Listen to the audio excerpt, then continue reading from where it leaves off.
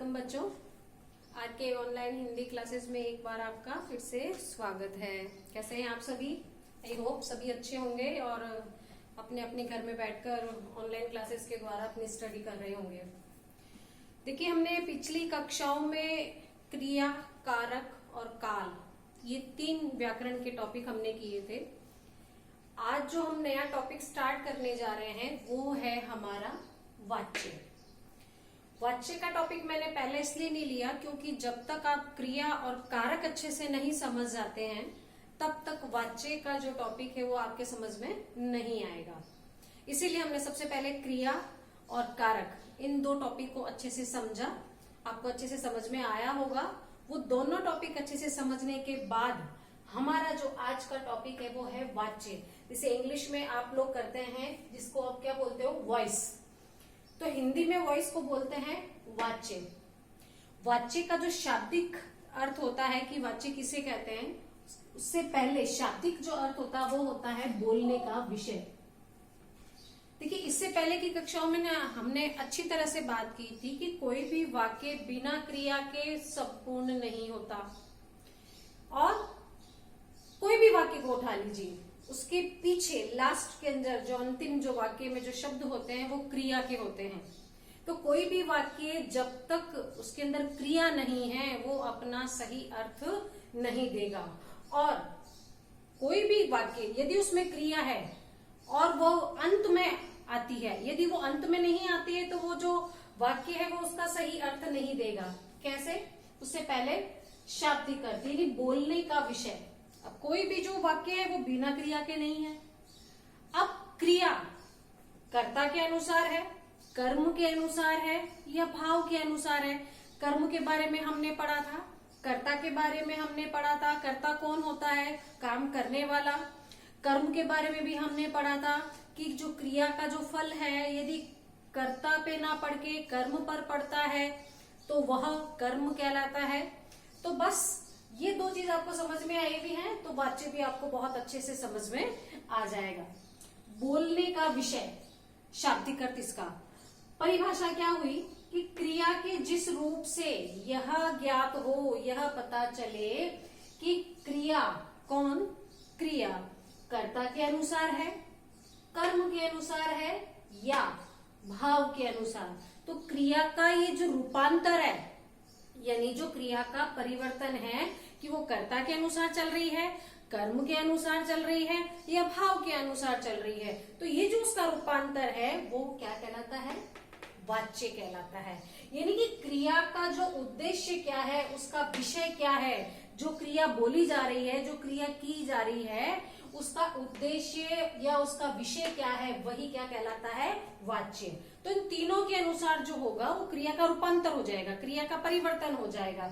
तो उसी आधार पे कि क्रिया का परिवर्तन किस तरीके से हो रहा है, कर्ता के अनुसार हो रहा है, कर्म के अनुसार हो रहा है या भाव के अनुसार हो रहा है, तो ये जो तीनों प्रकार हैं उसी के अनुसार वाच्य के 3 भेद होते हैं: कर्तृवाच्य, कर्मवाच्य और भाववाच्य।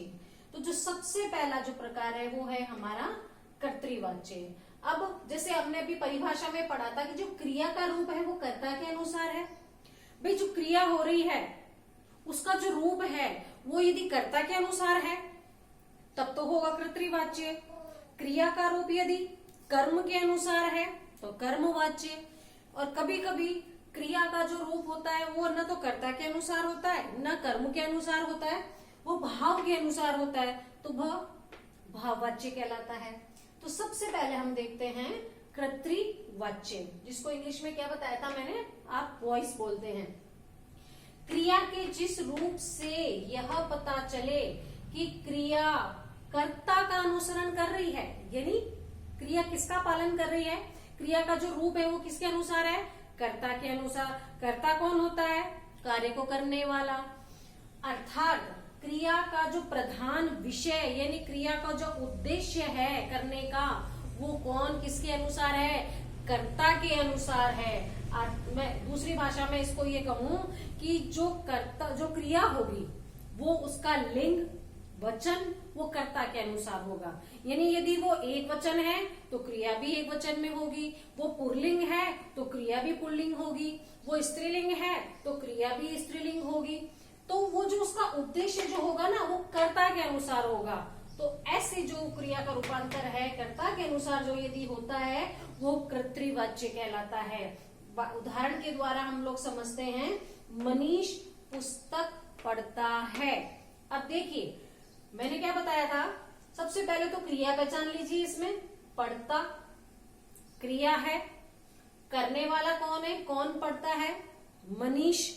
अब मनीष की जगह में मनीषा कर दूं तो मनीषा पुस्तक पढ़ती है। तो यहाँ पे जो क्रिया का जो रूप है वो किसके अनुसार हो रहा है, कर्ता के अनुसार हो रहा है। दूसरे वाक्य में देखिए, बच्चे बाग में पौधा लगाते हैं। अब बच्चे बहुवचन है तो क्रिया का रूप भी किसके अनुसार है, बच्चों के अनुसार है। फिर से देखिए, पहला वाक्य पढ़ता है एक वचन है, पुल्लिंग है, तो हमारी जो क्रिया का रूप है वो भी किसके अनुसार है, वो कर्ता के अनुसार है। दूसरा देखिए, बच्चे बाग में पौधा लगाते हैं। बच्चे यहाँ पे बहुवचन के रूप में आया है ना, और लगाते लगाता नहीं है, तो यानी कि यहाँ पे जो क्रिया का जो रूप है वो किसके अनुसार आया भाई, वो बच्चों के अनुसार आया है। तीसरा देखिए, जयशंकर प्रसाद ने कामायनी रची, यानी कामायनी जो उनकी जो रचना थी वो किसने रची है, जयशंकर प्रसाद ने। करने वाला कौन है, कर्ता ने। यहाँ पे ने का लोप है, लेकिन मनीष ने पुस्तक पढ़ने का काम मनीष के द्वारा हो रहा है। बच्चों ने बाग में पौधा लगाया है। तो अब यहाँ पे जो रची वो किसके अनुसार आया है, जयशंकर प्रसाद के अनुसार आया है। तो क्रिया का जो रूप यदि कर्ता के अनुसार होता है वहां कर्तृवाच्य कहलाता है।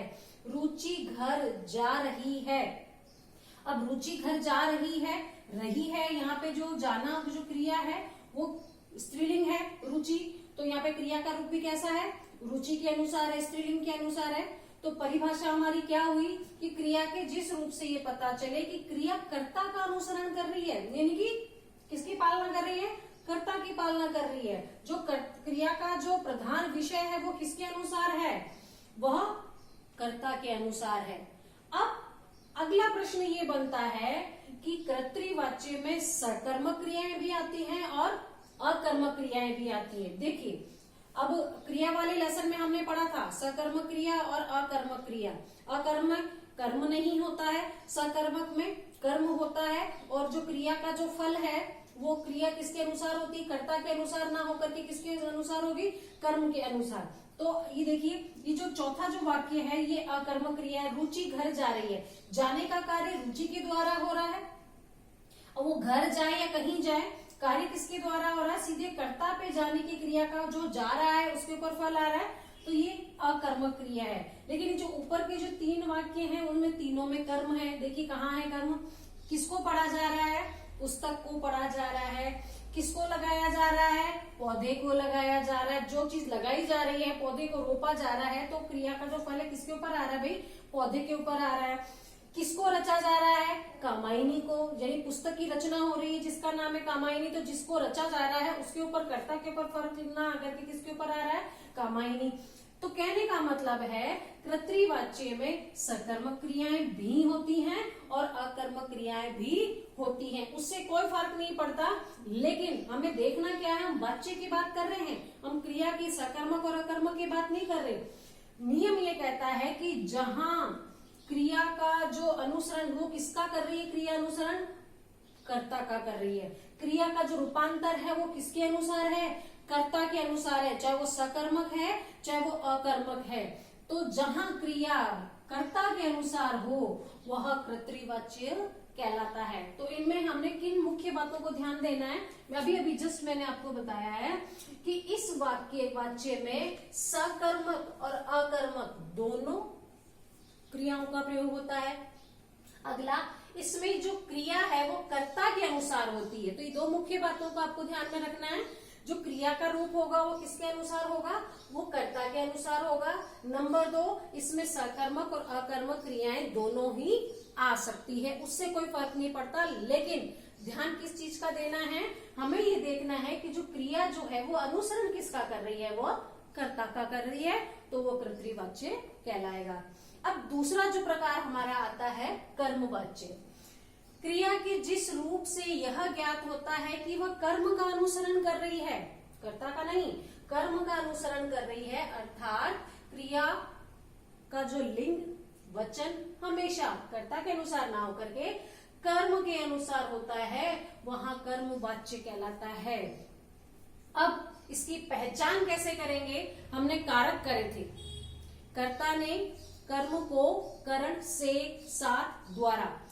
अब ध्यान से इन वाक्यों को देखने की जरूरत है कि स्त्रियों द्वारा गीत गाए जा रहे हैं। अब यहाँ पे द्वारा आ गया है, आ रही बात समझ में? कर्ता चाहे कौन है? स्त्रियां हैं, लेकिन इस कर्ता के बाद में हमने किसका प्रयोग किया है?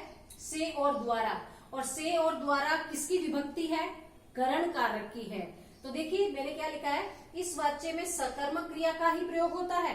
दिखती बात है, कर्मवाच्य है तो सकर्मक क्रिया ही होगी इसके अंदर, अकर्मक क्रिया नहीं होगी, पहली बात। दूसरी बात, वास्तविक कर्ता। अब वास्तविक कर्ता देखिए, पहले वाक्य में कौन है? स्त्री है, दूसरे वाले में राम है, तीसरे वाले में माँ है, और चौथे वाले में कौन है? बूढ़े के द्वारा, नहीं बूढ़े व्यक्ति के द्वारा। तो वास्तविक कर्ता करण कारक के रूप में आ जाएगा। करण कारक की विभक्ति मैंने क्या बताई थी? से, के द्वारा।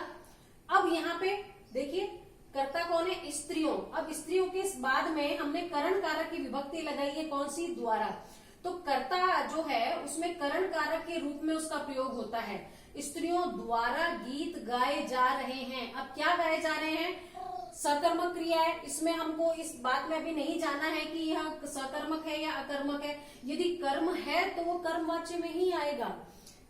कर्मवाच्य में कभी भी अकर्मक क्रिया का प्रयोग होता ही नहीं है। जब कर्म ही नहीं है तो कर्मवाच्य होगा कैसे? अब यहाँ जो क्रिया है वो किसका अनुसरण करती है? कर्म का अनुसरण कर रही है। गीत गाए जा रहे हैं। क्या गाए जा रहे हैं भाई? गीत गाए जा रहे हैं। तो यहाँ जो गीत है वो कर्म के रूप में है। अब इतना आपको अंदर घुसने की जरूरत ही नहीं है। आपको मैंने जो नियम बताया है, देखिए वास्तविक कर्ता जो करता है स्त्री, जो गीत कौन गा रहा है? स्त्रियों के द्वारा, लेकिन इसके साथ में करण कारक की विभक्ति द्वारा का प्रयोग होने के कारण ये जो वास्तविक कर्ता है ना, वो किसके रूप में आ रहा है? देखिए करण कारक के रूप में प्रयोग होता है, अर्थात उसके पीछे से या द्वारा लगा दिया जाता है। ये इसकी एक पहचान है। फिर राम द्वारा पुस्तक पढ़ी जा रही है। वास्तविक कर्ता कौन है? राम, लेकिन राम के साथ में करण कारक लगा दिया है हमने, कौन सा? द्वारा।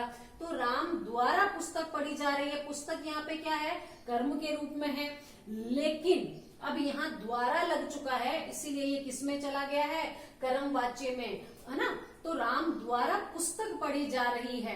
तो पढ़ी जा रही है, ये पुस्तक का अनुसरण कर रहे हैं। गीत गाए जा रहे हैं, ये गीत का अनुसरण कर रहे हैं। क्यों? क्योंकि यहाँ पे जो कर्ता कारक है उसके बाद में करण कारक की विभक्ति का प्रयोग होने के कारण यह किसके अंदर चला गया है? कर्मवाच्य में चला गया है। माँ से खाना पकाया जा रहा है। अब माँ वास्तविक कर्ता है इसमें, लेकिन हुआ क्या है? से या द्वारा, ये से की विभक्ति आ चुकी है यहाँ पे। अब पकाया क्या जा रहा है? खाना, कर्म है इसके अंदर। अब पकाया जा रहा है तो खाना यहाँ पे कैसा है? खाने नहीं है, यहाँ पे खाना है। तो पकाया जा रहा है, वो उसका जो रूप है क्रिया का, वो किसका अनुसरण कर रही है? खाना। बूढ़े के द्वारा सड़क पर भीख मांगी जा रही है। अब भीख मांगी जा रही है किसके द्वारा? बूढ़े के द्वारा। जो वास्तविक करता है यहाँ पे बूढ़ा व्यक्ति, उसके बाद में हमने करण कारक की विभक्ति को लगा दिया है। तो कौन कौन सी विभक्ति होती है करण कारक की? द्वारा या के द्वारा या से। इसमें एक प्रकार से कर्म को ही कर्ता का स्थान दिया जाता है। चारों वाक्य आपने अच्छे से देख लिए हैं। पहली बात, सकर्मक क्रियाएं होती हैं इसके अंदर कर्मवाच्य में। नंबर 2, वास्तविक जो करता है उसके बाद में करण कारक की विभक्ति लग जाती है से, द्वारा या के द्वारा। अब पूरे वाच्य के चैप्टर में हमने ये 2 तरह के वाच्य किए हैं, कर्तृवाच्य और कर्मवाच्य। कर्तृवाच्य में हमने पढ़ा है कि क्रिया जो किसका अनुसरण करती है? कर्ता का अनुसरण करती है। देखिए यहाँ पे, और दूसरी बात, इसमें सकर्मक क्रिया और अकर्मक क्रिया दोनों आ जाती है, लेकिन यहाँ जो कर्मवाच्य है उसमें जो क्रिया है वो किसका अनुसरण करती है, कर्म का अनुसरण करती है। और जो वास्तविक जो कर्ता है यहाँ पे, उसके बाद में करण कारक की विभक्ति से या द्वारा का प्रयोग हो जाता है। और इसमें एक प्रकार से जो कर्म है ना, वो विभक्ति के कारण अब हुआ क्या है कि गीत, पुस्तक और खाना और भीख मांगना ये कर्ता का स्थान के रूप में आ गई है। क्यों? क्योंकि जो वास्तविक कर्ता उसके बाद में किसकी विभक्ति का प्रयोग हुआ है, यहाँ पे करण कारक की विभक्ति का प्रयोग हुआ है। तो हमने आज इस वाले चैप्टर के अंदर कर्तृवाच्य और कर्मवाच्य दो पढ़े। आई होप आपको अच्छे से समझ में आएंगे। और अगले वाले जो चैप्टर में हम भाववाच्य पढ़ेंगे। कई बार प्रश्न ऐसे भी पूछ लिया जाता है कि कर्तृवाच्य को कर्मवाच्य में बदलिए या कर्तृवाच्य को भाववाच्य में बदलिए। तो इस तरह से परिवर्तन भी प्रश्न में पूछ लिया जाता है, जो हम अगली कक्षा में करेंगे। तो आप ये सारा पूरा का पूरा जो चैप्टर है आपका, आप रजिस्टर में उतार लीजिए। Thank you.